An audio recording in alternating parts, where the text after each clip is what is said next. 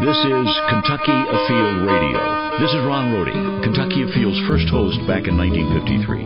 Now, I'm proud to present Charlie Baglin. It's Halloween, and like many holidays, animals and nature play a big part in it. Rabbits at Easter, deer and holly at Christmas. Today, we go inside outdoors to scare up some fact and fiction about wildlife at Halloween. Bats, spiders, snakes, owls, none of which are evil. But the frightening thing is why we believe they are. It's our annual Halloween special, next on Kentucky Afield Radio. I've never seen anything like this. I can't believe I waited so long. What will you say? My heart was pounding. This is Kentucky. It's deer season, and it's outstanding. 237 record book deer in the last 5 years. Modern gun season opens November 14th, with archery season open now. What do you say? Yeah. I can't believe I made the shot. Get your license and deer permit now, and take aim on the thrill at fw.ky.gov. This is wildlife biologist Gabe Jenkins. We have fun with Halloween, but let me tell you something serious. Bats, owls, snakes, we might call them scary nighttime creatures, but the one animal you should fear is deer. November is deer mating season, when deer are most active. Bucks are chasing does, and like a ghost, they can appear out of nowhere and dash right in front of your vehicle. So, be wise behind the wheel while nature runs its course. A few seconds for safety from the Kentucky Department of Fish and Wildlife. This is Kentucky Afield Radio. My name is Charlie Baglin, and I'm not sure which is scarier, the wicked creatures of Halloween or my two guests. They are wildlife biologist Laurie Davison, who is in charge of the Salado Wildlife Education Center, and noted amphibian and reptile expert John MacGregor. We are here to talk about the fact and the fiction of wildlife at Halloween. Wildlife, to me, is all around us every day, but a lot of the critters that surround us in wildlife, they get this bad rap because of Halloween. Bats and spiders and owls and snakes and black cats. Snakes aren't Halloween. Snakes, oh, they are for some people. They are serpents. It's not as much a snake, but a serpent. And their fangs, and they're coming at you, and they just don't want to say hello, they want to kill you. So, John, Laurie, now I look at you as the best folks to debunk the myths of Halloween and why animals have gotten all of this bad rap thanks to Halloween. You take deer. Do they walk around with the stigma of Christmas? Do rabbits walk around carrying the banner of Easter year-round, or are they Easter for one day and then they go back to being rabbits? You take spiders and snakes and owls and werewolves and everything else, the animal kingdom in Halloween, and they get to carry that with them year-round. I really don't think it's fair. Agreed. John, you think that's fair? That's kind of why I like those animals. Your specialty is swamps and the things that live in swamps, things that bite you. List off some of the creepy, crawly creatures that you like so much that are Halloweenish. Well, I guess I'd start with bats, and then I would add owls, and I would add spiders. I like all that stuff. Anything slimy, anything that's crawling around in the dark. It's one thing that animals of Halloween are drawn to is that they are black, they hang out in the shadows, they are nocturnal, so they're active at night, they are mysterious. I was talking to a wildlife biologist today, and she brought it to my attention that house cats are exotic animals. They don't belong here. They're domesticated creatures, but if you put them out and they become feral, they are invasive, and we don't need them, and you wouldn't think that of a poor old kitty cat laying around the house. I'm thinking it's only black cats that are Halloween cats. Now, I have a black and white cat, and I can see how some people might think he's evil. I have a friend who had a calico that is hands down the most terrifying animal I've ever met in my life. There's something about a cat, and I don't know where does that come from, folklore or where? Oh, yeah. There's a couple of different things about cats. Cats have been known since the Dark Ages, I believe, as familiars of witches, and that got its start with single older women because they hung to themselves and stuff like that. They were determined by the public to be creepy or evil in some way, and they had to relate the cat some way to that as well, I suppose. So they decided that Satan had given her a cat, and this was her way of communicating with Satan. So that's one. Another thing is during the Black Plague, there's a strong cat link to the bubonic plague that is interesting, and they considered, because everybody was dying right and left of this plague, witchcraft was, of course, one of the things brought up as a possible reason, and everybody went on a cat-killing spree.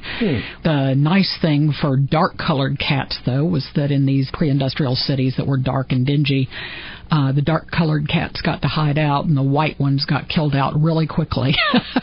But I do think that dark cats, for a variety of reasons, have always been associated with evil. John, I'll take it you are a fan of Halloween. Oh, it's my favorite time of the year. I'm glad to hear him say that, Laurie, because it is my favorite time of the year, too. I love Halloween.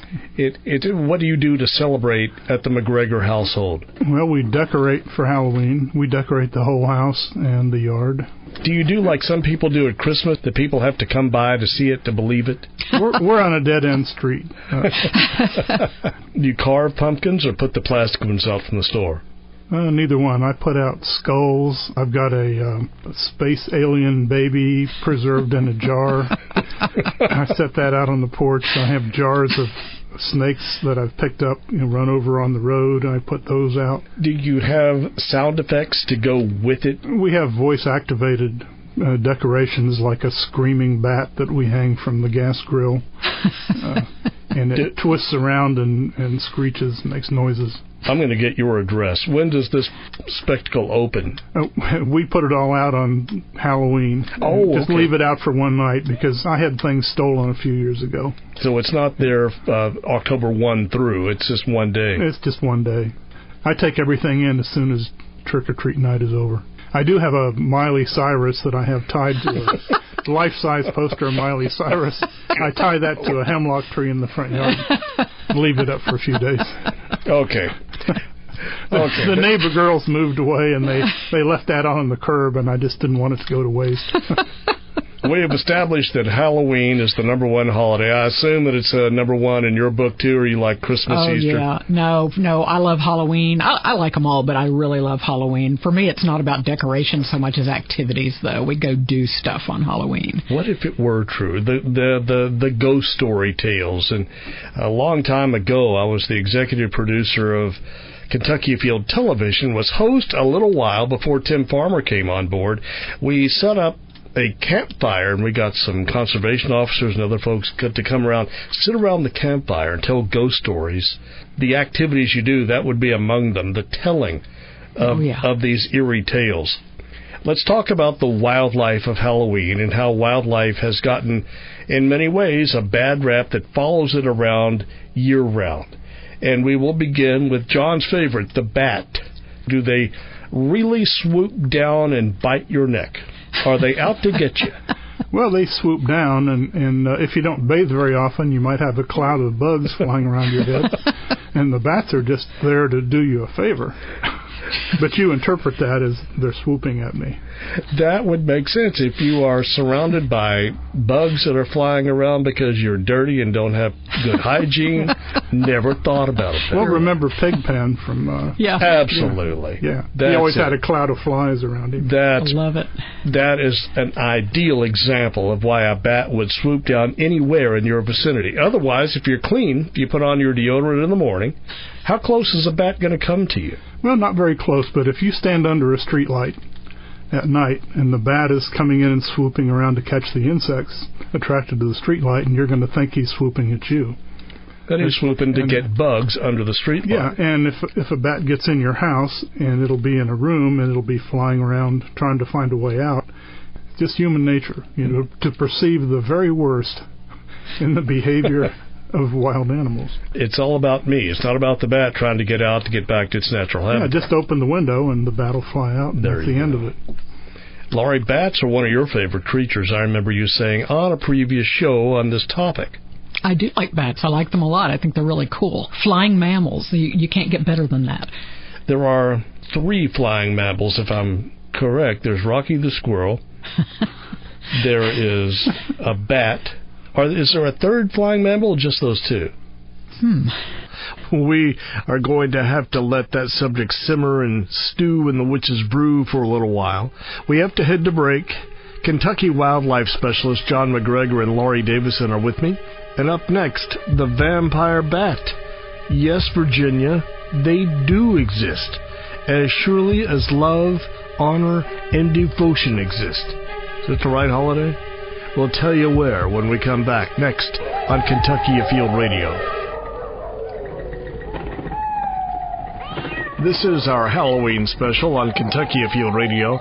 My name is Charlie Baglin, and in the haunted studio with Laurie Davison, who runs the Salado Wildlife Education Center and the state's undisputed expert on amphibians, reptiles, snakes. His name is John MacGregor.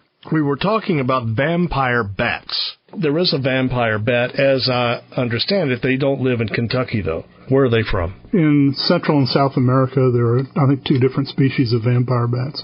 So the actual word is vampire bat. You Google it, you're going to get Dracula and all this stuff. But there is a real species of bat called the vampire? Yeah, but the name vampire comes from the mythology. I mean, these bats make little cuts in your skin, and the saliva is an anticoagulant, and they actually lap the blood. They don't suck the blood.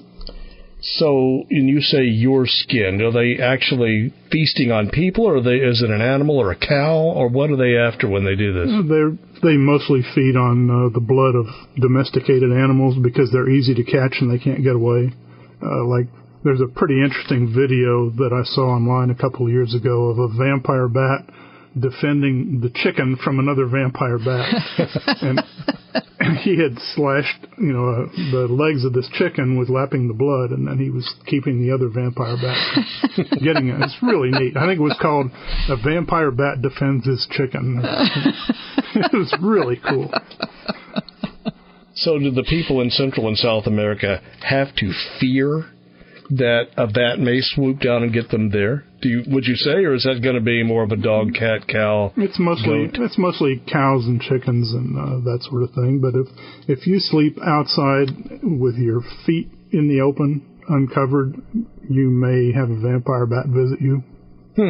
I just have to throw in, just because I think they're cool, I mentioned the flying fox, and I think most people don't know really how huge these guys can get. They are a bat, like John said, and there is, I'm trying to remember, the greater flying fox or something like that is the largest bat in the world, and it's got something like a 5 or 6 foot wingspan. They're massive. So if you're afraid, people in Kentucky or here in the U.S. are afraid of the little tiny bats that we've got here, go over to South Asia and the bats are just utterly horrifying. You bring that up, the flying fox again. A minute ago I said there are 3 flying mammals, and I was mistaken. Now there are 4. You got the flying squirrel, which we call Rocky. You have a bat, which is a mammal, the flying fox, and the 4th, reindeer at Christmas. They're really creepy. Yeah, they pull in their wings when they get on your roof so that they don't scare the kids. How they do that, I will never know. I think we've established, though, that bats aren't really the bad guys that they're made out to be. In Kentucky, how many species of bats are there? About 15. And they eat primarily insects? Insects, and a few eat spiders, but that's it. So anyone in agriculture, the farmers have to love these things. Yeah, big brown bats eat potato beetles and corn earworm moths and things like that are major pests. Animal number 2, it's a spider, the black spider. We think the black widow is utterly frightening, and if it comes near you, it bites you, you die. True you don't die. That's way false. What's the truth on spiders? There's got to be a ton of different ones in this state. My brother actually was bitten by a black widow spider when he was little, and the worst that happened to him was that he got some pretty interesting swelling at the side of the bite and on up his hand. He was picking up rocks. And numbness, and it went away rather quickly. Now, a brown recluse, is that a different story? What's the most vicious spider in this state? I've handled thousands of spiders, and I've never had any spider bite me. You're not going to get bitten by a spider unless you grab him by the leg and force him to bite you. Even a black widow, I've had them crawl across my hands, and they're not going to bite you. You have to dare them to do it, and even then they still might not. Yeah, you have to really stress a spider. Now, if you pick up a rock and there's a black widow under it, and you've somehow pinned one of his feet, with your finger, you might get bitten. So they don't know the rules. They don't know they're supposed to be mean. Even though I'm a biologist, and even though I recognize their place in the ecosystem and the value of spiders as far as, eating other insects and providing a meal for mammals like that, they just utterly creep me out. It's just way too many legs. There's no skeleton. It's just like big toxic bags of goo that scurry at you. For sure, and a spider will provide one of the most adored decorations of Halloween. That's a spider web. Doesn't even have to be a spider on it. If there's a spider web, it's automatically creepy. It's Halloween. Tell me the role of a spider in nature in this state. Spiders specialize in certain prey just like any other animal does. I mean, you have the bolus spiders that actually have a little ball of web on a string, and they swing it around and fling it at a fly or something and catch it and reel it in. I mean, it's like trout fishing. Really? Yeah.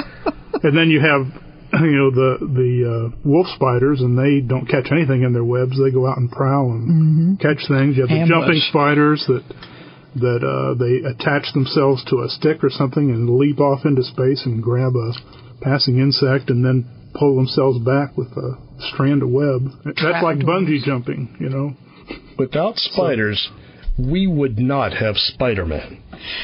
I would hate That's to. A good point. I would hate to live in a world that didn't have that series ongoing at the theater every year. My children would be suicidal.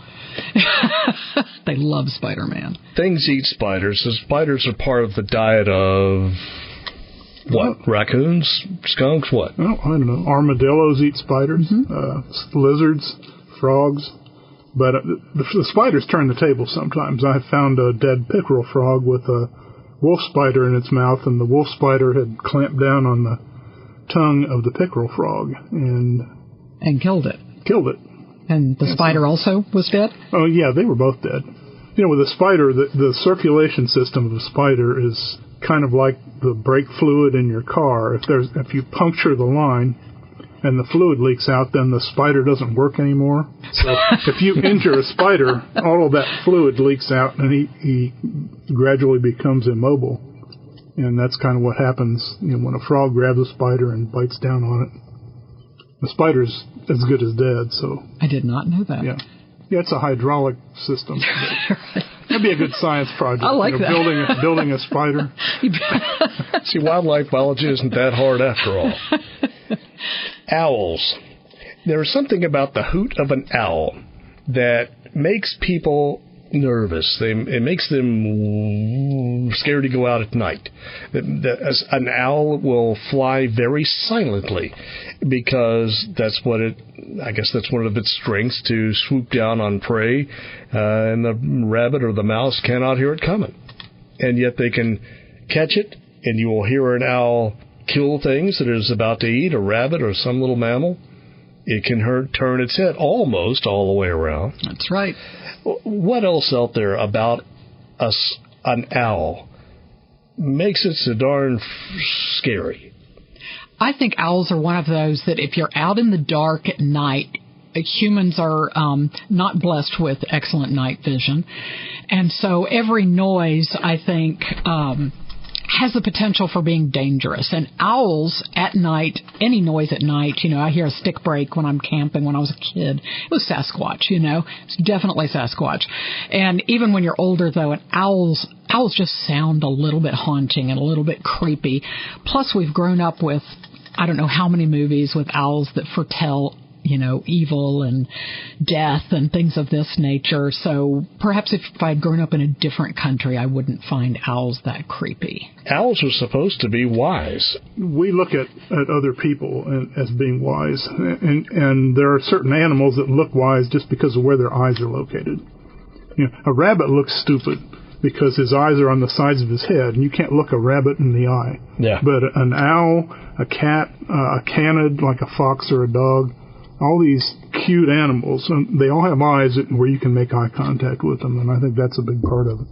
If you want to know if an animal is a predator or if it is prey for something else, for example, if a wolf is a predator and a rabbit is what it's going to catch, simply because of where its eyes are located. If it has two eyes in the front of its face, such as you and I have, or if you have eyes on the side of its head, has to have the ability to see all around it, to see what's coming. And that's just a protection mechanism so that it can survive.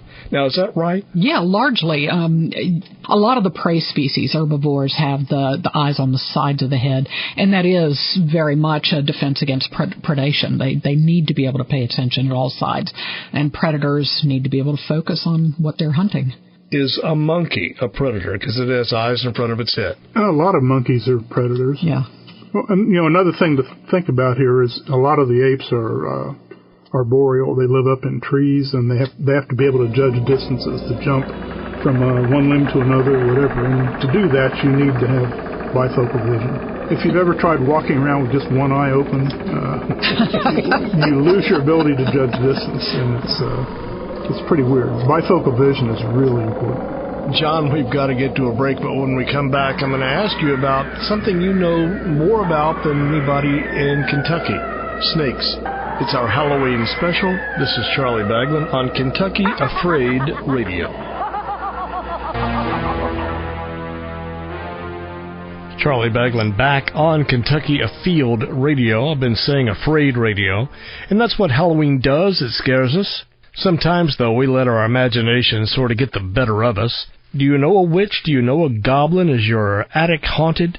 I not only know a witch, I have dated two of them, and I have lived to tell about it. As long as we're talking about cold-blooded creatures, you've heard the term. It goes well with Halloween. Like snakes, they're not active this time of year. It's too cool. If you see them out stirring around, it's on a sunny day. Insects, spiders, moths, they can't regulate their body temperature. So if these things are inactive, things that eat them, like bats, they're inactive too. We'll talk more about what gives the wildlife of Halloween a bad rap. Charlie Baglan in. This is our Halloween special, and there is nothing as fun, as exciting, or as scary as Halloween. It's a lot like basketball season. More after the break. This is wildlife biologist Gabe Jenkins. We have fun with Halloween, but let me tell you something serious. Bats, owls, snakes, we might call them scary nighttime creatures, but the one animal you should fear is deer. November is deer mating season, when deer are most active. Bucks are chasing does, and like a ghost, they can appear out of nowhere and dash right in front of your vehicle. So, be wise behind the wheel while nature runs its course. A few seconds for safety from the Kentucky Department of Fish and Wildlife. Charlie Baglan back on Kentucky Afraid Radio. Almost said Afield, but I made it. I said Afraid. It is our Halloween special. Laurie Davison from the Salado Wildlife Education Center is with me. Also, John MacGregor, our state's expert in herpetology. And if there is something about nature that sort of gets under your skin, I bet you can tie it back to Halloween when you were little. Like snakes, John. Snakes have a bad rap. Well, snakes have a bad rap for the same reason spiders do. Spiders have too many legs. Snakes don't have enough. Don't have any. Yep. So, we can tolerate anything with either 2 legs or 4, but if it looks a little bit like us, then it's got to be okay. Somebody actually did a study on that. I couldn't tell you which folks it was. It was an anthropological study, and they had noticed that those fears crossed cultural boundaries, and so they started looking into it and found that, yes, fears of spiders and snakes did, in fact, cross-cultural boundaries. Didn't matter where you were, there seemed to be this fear of those two creatures, and they thought, well, wonder if it extends into primates, and sure enough, it turns out that apes show an equivalent fear to spiders and snakes, which I find interesting. But yeah, their hypothesis was the more different something is, the more scary it becomes. A centipede is weird. A seahorse is weird. An octopus is weird. You and I are not. But an octopus looks at you and me and says, oh, that's weird. I'd say for probably very good reason. Definitely. It's different from what we're used to. Can't very well query any other animal to see why they're scared, but I would bet, again, it's different. It's dark. It's a different shape. It hangs out in the shadows, comes out at night. Would you think whatever the animal being questioned, surveyed, would say, yeah, it's all those things? Yes. Mm-hmm. And it hides all the time, and when it suddenly appears in front of you out of nowhere, that startles you, and that's kind of the beginning of... So we were talking about snakes, and heaven's sakes, there's a lot of different snakes, and snakes are good. Wouldn't want to live in a state without snakes. How many different snakes are there in this state, John? 32 different kinds, maybe 33. And 4 of those are venomous. But people will be scared of even the smallest little garden snake. What are the snakes that pose a threat to people? I don't think any of them do, but that's just my opinion. Well, qualify that. No, I'm curious. I'm curious why. I mean, venomous snakes use their venom to subdue their prey. They don't want to waste it defending themselves. A lot of bites from a copperhead or a rattlesnake are dry bites. There's no venom. It's just a get away from me type thing. And if they do use venom, then it can be serious because the venom is designed to break down meat, and we're made of meat. So it's just kind of accidental that we are kind of the same proteins that a mouse is or a rat. Something like that. Even as large and as vicious and ominous as we think a rattlesnake is, it's still teensy-weensy, and he looks at us and says, well, I can't eat that. Yeah. They swallow their food whole. Yeah, and a large rattlesnake is what, 2.5 inches tall? Standing on his ribs. So they would swallow what they, let's say they eat a mouse. They're going to swallow that mouse whole. Sure. And the venom breaks it down once it's in their throat, stomach, right? Yeah, well, the venom starts the process, and then when the snake swallows it, then the digestive juices take care of the rest. I mean, all that makes it through a snake's digestive tract is some hair. It's not going to swallow you or me. It's not going to. What's the biggest thing a snake will eat? Well, it depends on the snake. Let's say a small rabbit, maybe. Or a large rattlesnake, maybe a gray squirrel or a small rabbit. Well, that debunks the myth right there. Then, why would a snake be scary?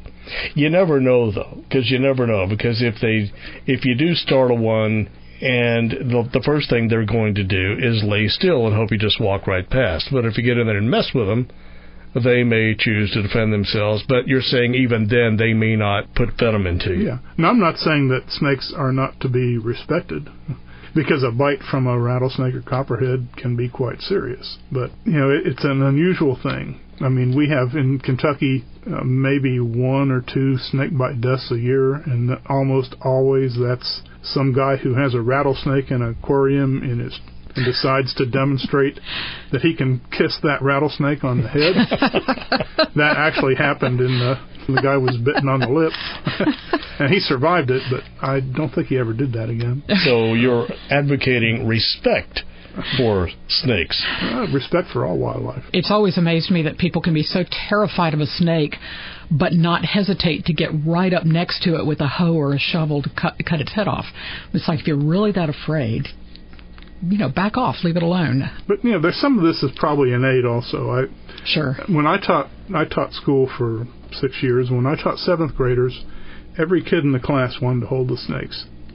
When I taught 9th graders, there were quite a few that, something happened in that 2-year period, and they didn't want anything to do with a snake and didn't want to be near it, and it truly gave them the willies. It's probably something that comes from our primate heritage, where, snakes in some parts of the world, a lot of them are dangerous, like cobras in Southeast Asia or large pythons in The constrictor snakes, I wouldn't want to be anywhere near. But there are some snakes out there that maybe they could handle you and me. Are there snakes in the world that will go after a creature our size?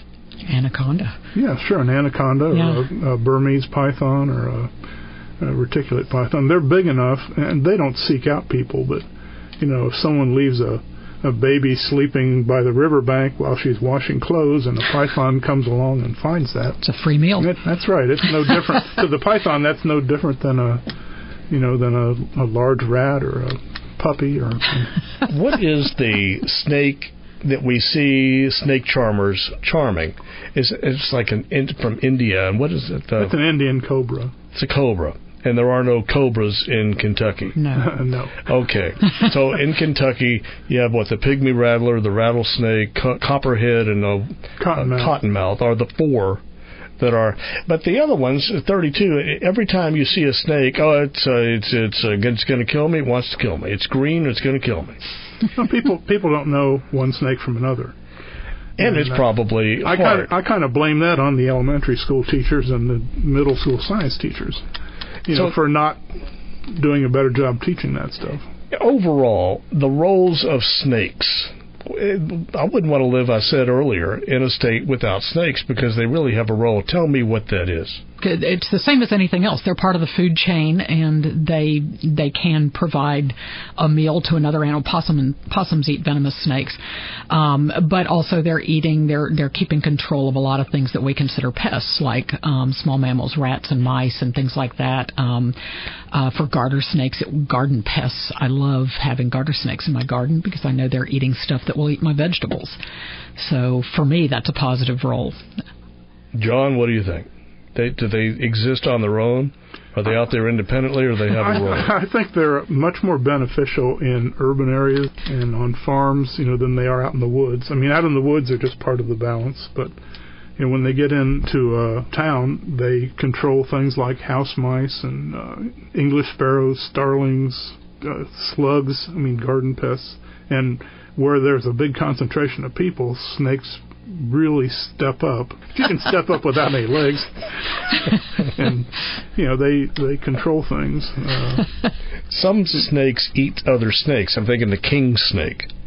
And so, if you want to kill a snake, if you don't like snakes, certainly don't go out and kill a king snake. Yeah. Don't kill a snake anyway. Yeah, but most people wouldn't know a king snake from Adam. Yeah. And if it's dark, it's a black snake. If it's got a pattern on it, it's a copperhead. If it's near water, it's a moccasin. And if it vibrates its tail, it's a rattlesnake. And notwithstanding the fact that most large snakes vibrate their tails as a defensive mechanism because it draws attention away from the head. And so if something attacks the tail, the snake has a chance to get away.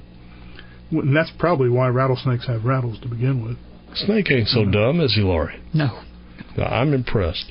So snakes aren't the bad guys after all, but at Halloween, every one of them is out to get you, and every one of them is poisonous. Don't know why, just that one night a year, and that's one of them is that follow them around year-round. That you shouldn't believe. Next critter. We don't have wolves in Kentucky anymore, but once upon a time we did. And they like to howl, and I guess you could include coyotes in that mix, because they like to howl at the moon. But wolves certainly are a part of Halloween. What's the folklore surrounding a wolf? Well, the werewolf, of course, is a big one, but wolves are not the same as dogs. Everybody wants to have them behave the same as a domestic dog, but they're not. They run in packs, and canids that run in packs tend to be very dangerous. And there was a time that you actually did have to worry about wolves attacking you if you were off in the woods on your own. You were just as much prey as anything else, or just as much dangerous to the wolf, and something that the wolf may need to defend itself from. The howling at night, just like the owls as far as I'm concerned, is just another creepy night noise that reminds you that you're also part of the food chain. That makes it scary. A lot of Halloween is what you hear.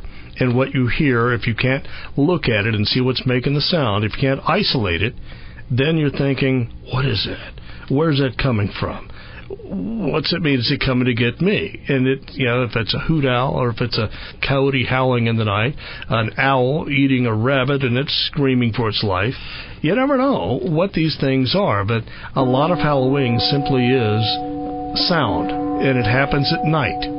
Organs playing, people screaming, lightning flashing in the background, thunder. We're playing some spooky sounds now just for dramatic emphasis to enhance the effect. We're talking with a couple of folks who know their way around wildlife, what's myth and what's not. Back with more. This is Kentucky Afraid Radio. We are into our last segment of our Halloween special. This is Charlie Baglin. John MacGregor and Laurie Davison, experts in wildlife and wildlife education, are in the studio. We will recap much of what we have talked about for the past 45 minutes or so in this short Kentucky Afield Radio report from 1999 or so. Wildlife caught in the web of Halloween. We'll scare up a few details next on Kentucky Afield Radio. Every year we dress up as ghosts and ghouls and act like fools for Halloween. But come November 1st, we're back to being people. Unfortunately, some of the spirit of Halloween lingers on, and it does so in the lurid tales of wildlife. Bats, spiders, snakes, some creatures have received a devilish reputation that trails them year-round. Deserving or not, you decide. But to find out how it started, you have to dig, because the answers are buried, not in crypts and coffins, but in very inventive folklore. The werewolf, that comes again from European legends, but that started very, very simply. Rabies. If a person was bit by a rabid wolf, they indeed did give indications of being something somewhat different than a human being before they died. They attacked people, they bit them, and through the generations, the wolf becomes a supernatural being. Ron Bryant is the retired curator of rare books at the Thomas D. Clark Center for Kentucky History. Ron says there is wildlife throughout the pages of history. Some tales date back to the 8th and 9th centuries. This was the era of the bubonic plague in medieval Europe. As society then was obsessed with death, this helped give rise to the really good stuff of Halloween. The living dead, monsters, ghosts, and a tangling of science with imagination. The vampire bat. As early as the 1700s, people were writing vampire stories using a bat as a symbol, which stuck in popular literature. And of course, in 1897-98, Bram Stoker finished off the bat's reputation forever with the novel Dracula. All media perpetuate the myths of Halloween, and animals are a constant presence. In 1938, the CBS radio broadcast of the War of the Worlds caught a nation believing that Martians had landed. But the description of these aliens as they emerged from their spaceship wasn't as a monster or little green men, but as animals. Something big out of the shadow like a gray snake. They look like tentacles to me. Oh, yeah, I can see the thing's body now. It's large, and large as a bear. If I can hardly force myself to keep looking at it. It's so awful. And what is so awful is also so true. Just as candy canes sell Christmas, animals, as with Halloween, sell nightmares. The creatures of the night, or that are black, such as bugs, cats, and bats, or critters that are otherwise veiled in secrecy. We fear what is lurking in the shadows. We avoid gloom and the unknown. They all signify darkness, and darkness frightens us. And another creature, the newt or salamander, eye of newt, that is immediately part of a witch's brew to cast a spell.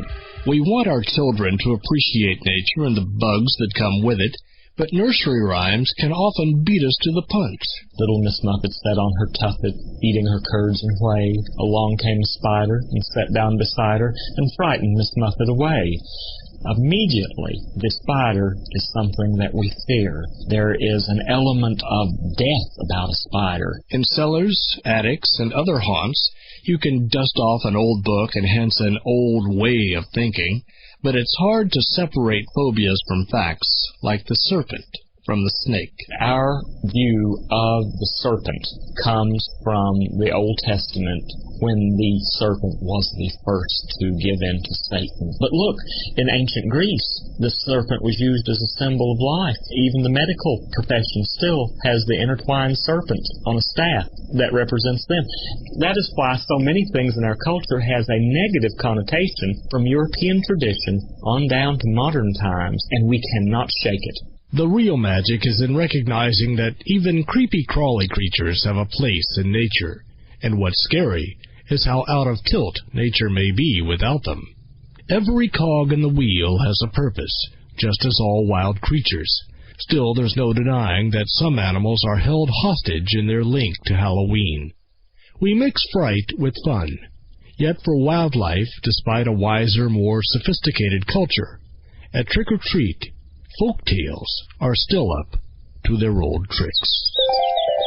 Now, Kentucky, you can grow pumpkins in your garden. I looked and I found that some of our neighboring states are among the top pumpkin producers: Illinois, Indiana, and Ohio. You know much about the pumpkin? The jack-o'-lanterns, of course, did not start out as pumpkins. They started out as turnips. Turnips, I heard that. It's a Celtic thing. Some guy that was caught in that purgatory realm, apparently Satan had tossed him a hot coal from the depths there, and he hollowed out a turnip and put it in there to light his way around purgatory. If you had a turnip lantern, it became a way of helping that guy light his way away from your house and on down the road. I like Charlie Brown. I like Linus and his belief in the Great Pumpkin. You often wonder, well, how big is the Great Pumpkin? I looked up some stats online. 95% of the pumpkin crop comes from Illinois. But I was trying to find here the world's record for the largest pumpkin, 2,009 pounds. A grower in Rhode Island. There are state records for pumpkins, and Kentucky's state record set back in 2010, J.J. Van Hook out of Somerset grew one that weighed 1,331 pounds. I'm hoping J.J. is listening in on WTLO in Somerset because our show is carried there. Well, obviously the show has come to an end. Any last thoughts on the subject of Kentucky's wildlife and Halloween before we say go? As much fun as it is to be creeped out by these creatures, go ahead and allow yourself that willing, what do they call it? The willing suspension of disbelief. Yeah. Then get over it the next day because they're really not that bad. Go to one of the JC haunted houses. These are major fundraisers in a lot of small communities, and they put a lot of effort into it, and they're really fun to go to. Goes to a good cause. Even if you don't have little kids, it's still fun to go to these things. Oh, yeah. And if you want to subsidize your haul, I encourage you to buy your favorite candy bars and sneak them into your bag. Later on, while you're sorting through all your candy and your parents see it, they may wonder, why is there an even dozen Three Musketeers bars? And why is there 24 Reese's Peanut Butter Cups? Scarier things have happened. It's not cheating. It's Halloween.